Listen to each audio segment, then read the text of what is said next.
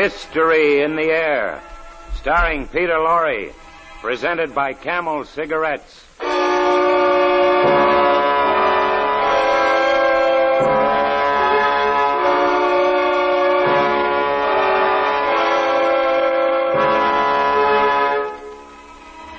Ladies and gentlemen, there are two kinds of stories. Those you can take to bed with you and they relax you and put your mind at ease. And then there's the other kind. And our story tonight is the other kind. I still do not know whether it was the shadow of the madness to which the author himself so tragically succumbed, or whether there really was an evil something that could not be seen or described. Oh, why don't you decide for yourself? I'm simply going to tell you the facts in a case as set forth by deMaupassant in his immortal story, the Horla.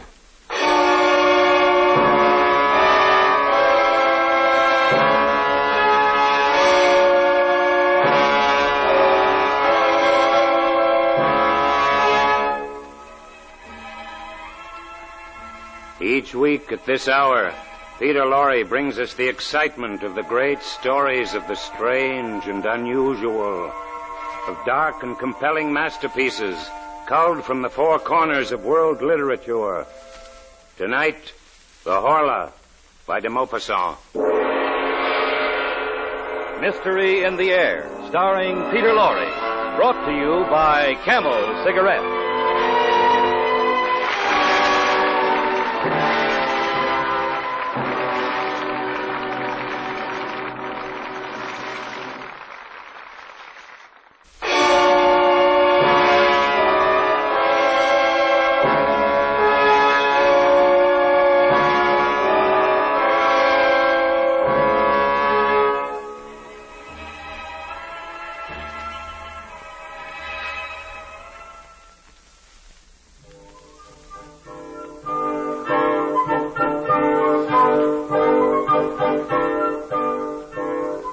May 8, 1889. Oh, what a lovely day it was. I spent all the morning lying in the grass in front of my house, the house in which I was born and grew up. Oh, it's a wonderful house, and I love it.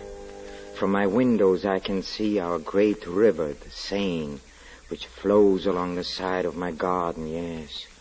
The great, wide Seine, which goes to Rouen and Le Havre and is covered by boats passing to and fro. Yes, down to the left lies Rouen, and the whole city dominated by the spire of the cathedral and full of bells which sound through the air on fine days, even as far as my home. Oh, what a wonderful morning. I was almost sorry when Marie, she's my housemaid, you know, when she interrupted me. Your luncheon is ready, monsieur? Oh, thank you, Marie, but, you know, it seems a pity to go in a house. Say, do you like it here, Marie? Oh, yes, sir.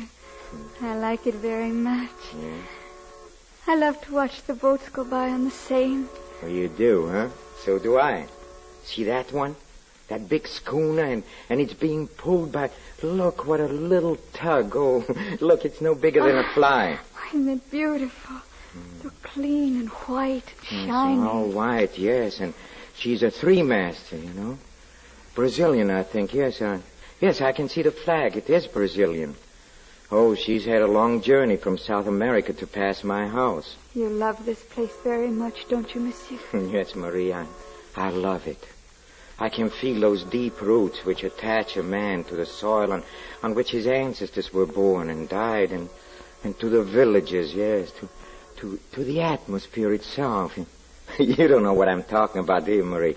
No, sir. No. But I do know that if you don't come into the house soon, your luncheon will be cold. All right, Marie, I'll come in.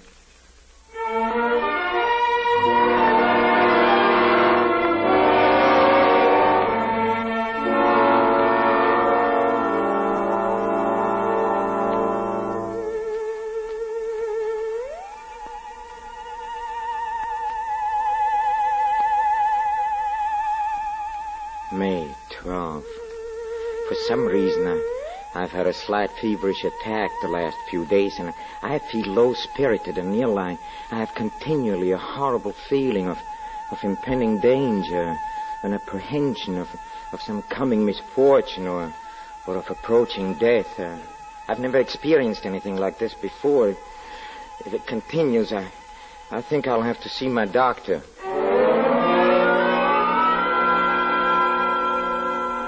Look, I've told you, your pulse is rapid and your eyes are slightly dilated. Otherwise, you're in splendid condition. But, Doctor, then why is it when evening comes on, a feeling of oppression seizes me, just as if night concealed something horrible? Why is that? Probably just a slight attack of indigestion. Yes, indigestion. Yesterday, when I was walking in a forest of Rumor, why did it suddenly seem to me that I was being followed and that someone was walking at my heels quite close to me? He was near enough to touch me, and yet when I turned around, I saw nothing. Nothing behind me but the path between the tall trees. Horribly empty. Can you explain that by indigestion, can you, huh? Well, here's a bromide. If you'll take it and several cold showers daily, I'm sure your fears will vanish. Yes, I'm sure. And you'll be able to sleep without any further trouble. All right, Doctor. Thank you very much.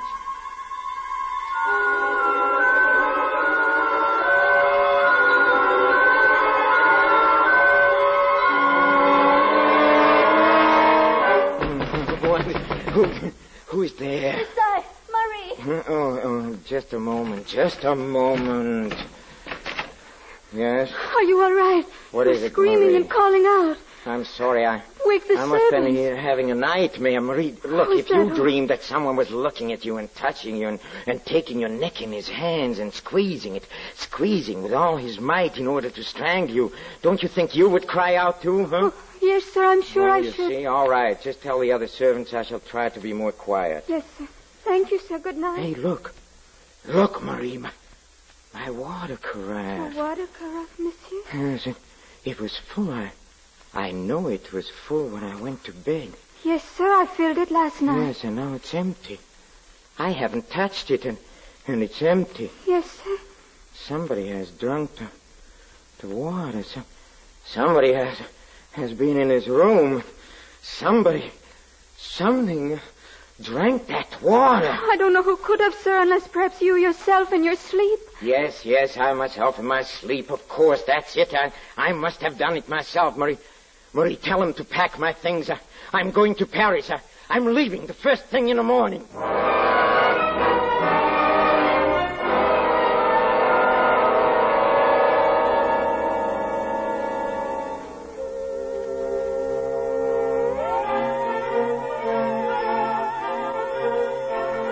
July 12. Paris. Paris, I must have lost my head during the last few weeks. And at home, my mental state bordered on madness, for I had believed, yes, I had believed that an invisible being lived beneath my roof. How stupid, how perfectly ridiculous it all seems now, yes.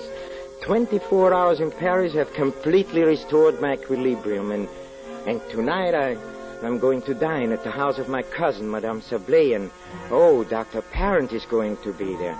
He's the famous specialist for nervous disorders, and I shall ask him, and I'm sure he can finally put my mind at rest about this silly hallucination.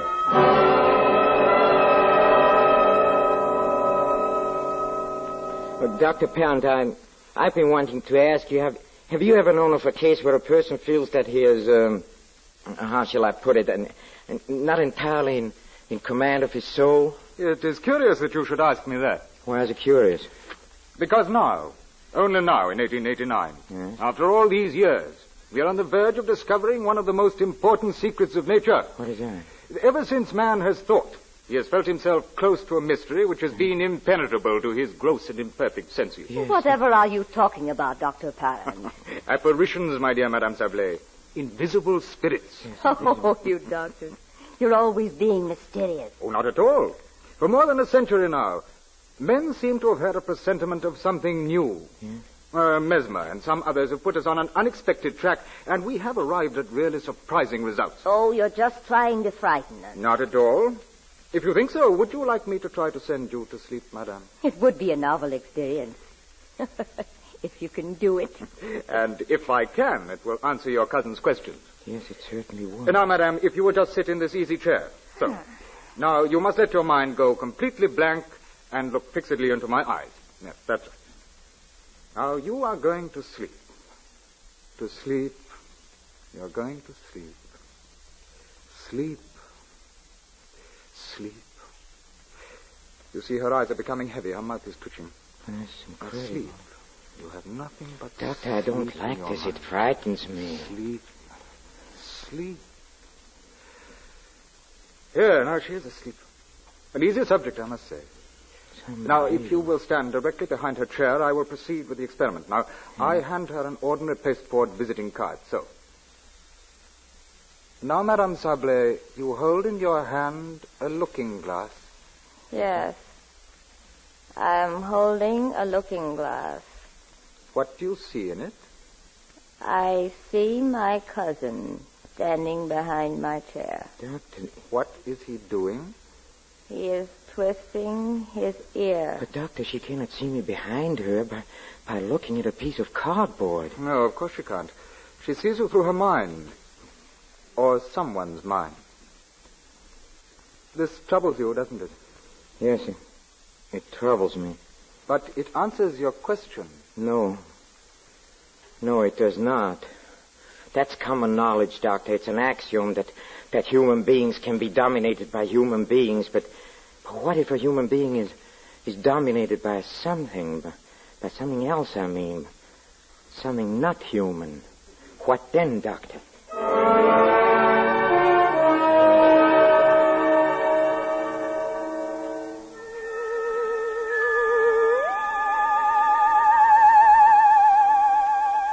August 6th. I'm back at home. Yes, now I know it's useless to struggle. Useless. Somebody possesses my soul and dominates it. Somebody orders all my acts, all my thoughts. I'm nothing except his slave and a terrified spectator of all I do. Yes, but who is he, this invisible being that rules me, this unknowable spirit, this rover of a supernatural race? He must have a name. I know he has. I feel it. I can feel it. And oh, someday it'll come to me. Oh, if I only could leave my house and go away and escape and never return. But it's impossible. This being I cannot call by name, he will not let me. I'm helpless. What can I do? What can I do?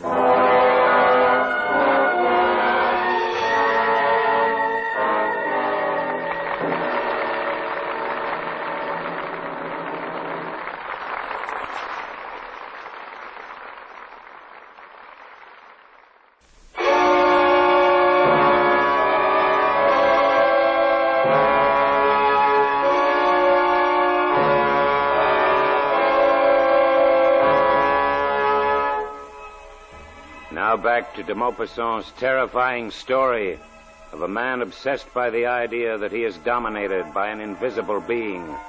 Fear is ruining his life. The suspicion that he is no longer master of his own actions, even of his own soul, is rapidly becoming a certainty. It's only 2:00, and the whole night is before me. Oh, how still it is. And the stars, how bright they are. Who inhabits those faraway regions, and what do they know that we do not know? Will not one of them someday appear on our earth to conquer it? We are so weak, so defenseless. And what was that? I heard the rustle of paper, yet there's no wind. Absolutely no wind. There. It's that book, yes, the one on the table under the lamp. It's incredible. The page has turned.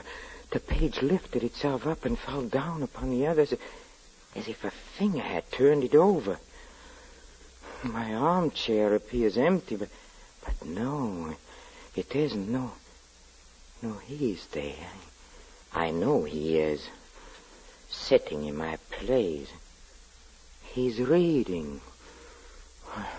I can't stand it any longer. I'll grasp him and... He ran away. He ran away before I could reach him. He ran away and the window closed after him. He's afraid of me. He's afraid of me. What do you call yourself, you evil shade? Whatever it is, someday I'll catch you and crush you. Monsieur, come here. What? We heard the noise and we wondered. Another nightmare, monsieur. No, it's not a nightmare. I was awake. Tell me, Marie, do you believe in invisible things? Invisible? Yes, invisible beings that dominate you. Well, I read an article about that in the paper today. What did it say? That somewhere in Brazil, I think, people are frightened, leaving their houses, saying they're pursued by invisible beings which feed on their life while they're asleep. Yeah? Like vampires, you know. Marie, that is where he came from. Oh, monsieur. Don't you remember the day we saw that little tug pulling that big Brazilian schooner up the river? Yes. Remember, she looked so white, all white, and he was on board. Yes, he came from there where his race originated, and he saw me, and he saw my white house, and he sprang from the ship. Oh, now I understand. Don't you? Don't you? No, monsieur, I don't. No, you couldn't. It's all right, Marie. Go to bed. There's nothing wrong. Don't worry anymore. Go back to sleep. Go.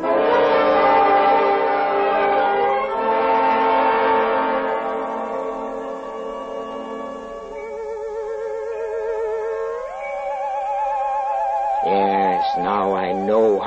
How can I help but knowing? It's obvious.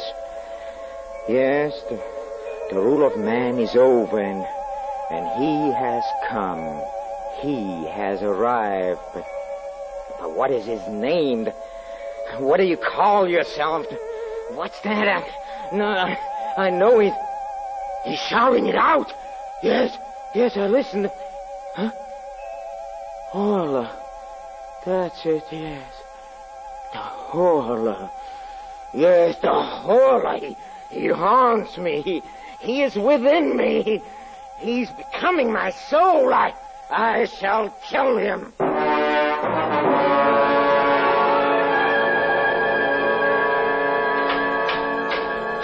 There, monsieur. What? The iron shutters on the windows and door complete. All right. Know why anybody wants half-inch iron shutters in their bedroom is more than I can see. Well, at least it'll keep everything I out. don't want to keep things out. I want to keep something in. Never mind. If you're finished, you take your tools and go. My housekeeper will pay you. Yes, monsieur. Good day, monsieur. Good day.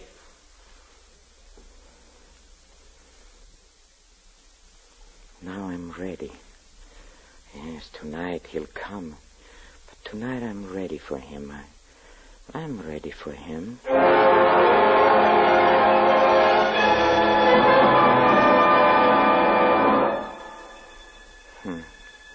He's here, yes. I feel it. At last he's here, but... Oh, I don't want to alarm him. I'll casually close the iron shutter so casually as if I'm preparing for bed. And now I'll start to close the iron doors as if I'm shutting myself in for the night. But instead of shutting myself in, I'll shut myself out. Yes, it's down. He's inside. He cannot escape. Downstairs, yes, as fast as I can run. Oh, good. The lamp is still burning. Oh, yes, fire. That'll dispose of him. Fire. Oh, see, the house is dry as tinder. Won't take long. See, the The flames are reaching the ceiling already. I'd better get out before I burn myself up, too. Here, I can watch from here. How slow the house is burning. Don't you suppose? No, there, yes. A tongue of flame licking out on the top of the window. And another, and another. See it burn.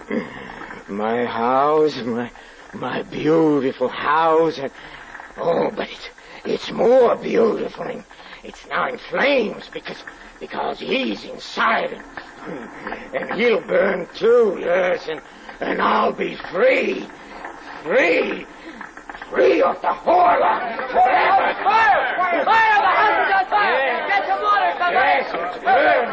Let it burn. Now the whole place is in flames. Nothing can stop it. That's Marie, the servants in the garage. They'll be killed. Here, stand back, all of you. The roof's going to cave in. Look. Oh, the poor devils, we got to get some help. Yes. Maybe we can get them out of there.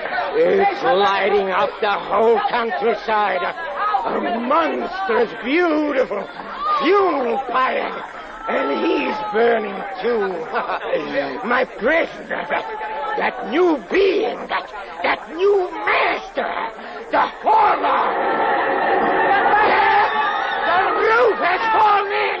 The roof has fallen in.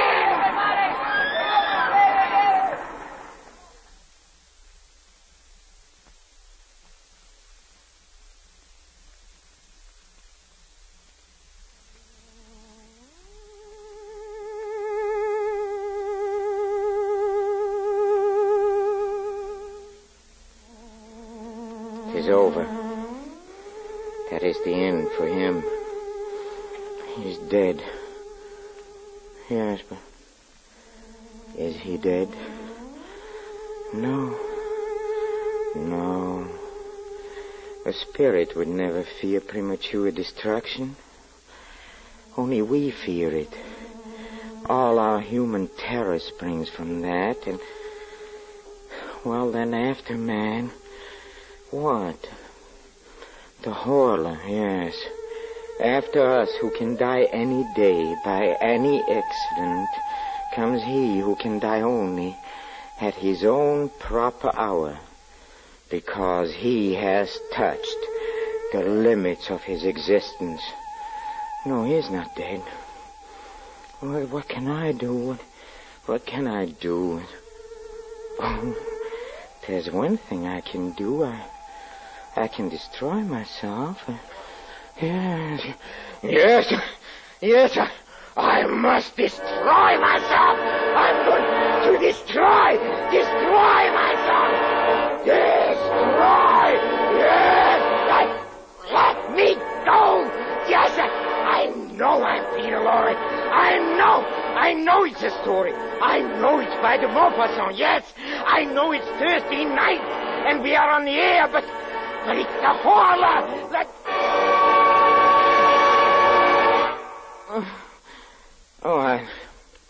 I beg your pardon. I'm sorry I got so excited, but I warned you at the beginning. It's a very uncomfortable story.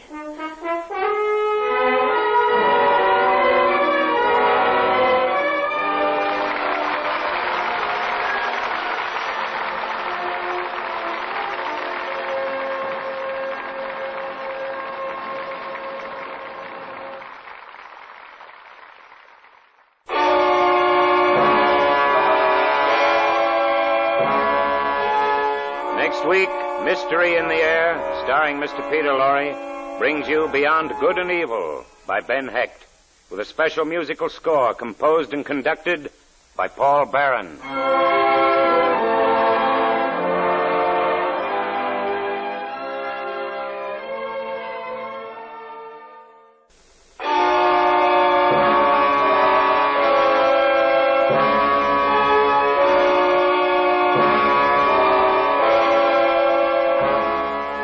Listen again next week at this same time when the makers of Camel cigarettes present Mr. Peter Lorre in Mystery in the Air. Next week's play will be Beyond Good and Evil by Ben Heck. The artists supporting Mr. Lorre tonight were Henry Morgan as the voice of mystery, Peggy Weber as Marie, Lorene Tuttle as Madame Sablé, Ken Christie as the Doctor, Ben Wright as Dr. Parent, Howard Culver and Jack Edwards, Jr. This is Michael Roy in Hollywood wishing you a pleasant good night for Camel. This is NBC, the national broadcasting company.